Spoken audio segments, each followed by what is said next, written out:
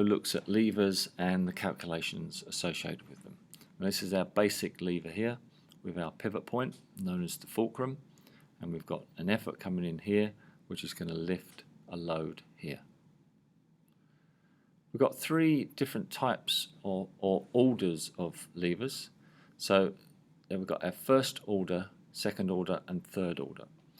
Now the name of the lever depends on where what is in the middle there. So if you look there in the first order, we've got the fulcrum in the middle, and we press down here to lift this. So this is like a pair of scissors or like cutters. There's our pivot point there. We put the effort in there and the load is cut there or crimped or whatever. Second order lever, the load is in the middle. So if we look here, this is a table saw. We've got the pivot point here, we put the effort in here, and the load is cut there. So the load is in the middle. This is also like a wheelbarrow. So if you imagine that's the pivot point, that's where we lift it up, and that's the contents of the wheelbarrow. The third order, we've got the effort in the middle. So the fulcrum is on the end, the load is at the other end, and we put the effort in the middle. So a stapler, we've got the pivot there, we've got the load there, and then we put the effort in the middle there. This is another type of lever, a compound lever. So it's basically, in this one we've got two levers connected together by this piece here.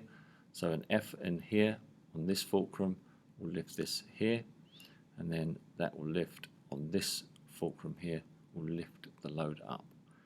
So a scissor lift would be an example of this compound lever. In terms of calculations, the turning force here by this load is its newtons here 200 times the distance there.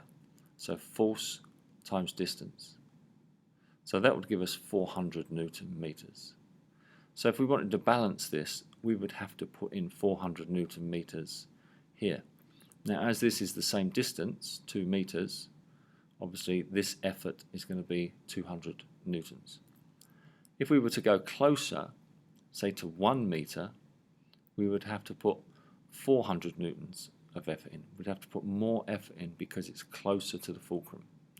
If we were able to extend this to say 4 meters, then we'd only have to put 100 newtons in. So it would be easier to balance it if that lever on that side was longer. So let's have a look at this calculation here.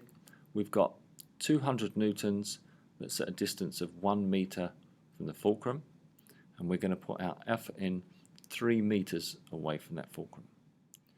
So logic should tell you that this is going to be easier to do because this is longer, so it's going to require less than this 200 meters. And let's have a look. It's going to be a ratio of these distances. So the turning force here is going to be 200 times the 1 meter. So the 200 newtons times 1 gives us 200 Newton meters. Now we need 200 Newton meters on this side. To get 200 Newton meters, if we divide by the 3, so 200 divided by 3, we will get the effort that's needed to be put in here. So there's our 200 is our effort that we're trying to find, times 3. So if we want to find this one on its own, we take this 3 to the other side and divide. There it is, 200 divided by 3, and that gives us 66.7 newtons. So that 66.7 newtons there, at a distance of 3 meters, would balance that load. This is another one where we're going to move the load through a certain distance. So we're going to move 500 newtons for a distance of 0.2 meters. So we're going to apply effort here, and we're going to lift this up 0.2 meters. And we're going to calculate the work done, or the energy used. Now the energy is force times distance. So our force is 500, our distance is the 0.2 that we move it, and that tells us that we need 100 joules of energy. Now we looked earlier at power and energy. So power is the rate of doing that work. So there's our work or our energy used up, and there's the time that it takes. So let's have a look at a calculation. We've got 200 newtons meters. It's moved by a lever. 100 joules of work is done, and it takes 2 seconds to lift the load. Calculate the power. So the power is the energy, which is our 100 joules, divided by the time in seconds. So it's 2. So 100 divided by 2 gives us 50 watts. So we would use 50 watts of power to lift that 200 newtons in 2 seconds. If the energy gained by the load is 90 joules, calculate the power output from the lever. So now we're going to do a bit of transposition. We want to find the power. So the energy is 90, the time is 2, so the power is energy over time. So we've got 90 divided by 2 gives us 45 watts.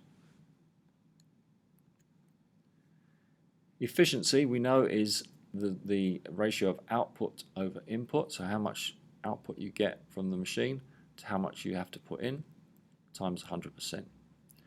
So this example here, we've put an input of 200 watts and we've only got 190 watts out because of the inefficiencies of the machine. So what's the efficiency? The efficiency is the power out divided by the power in times 100.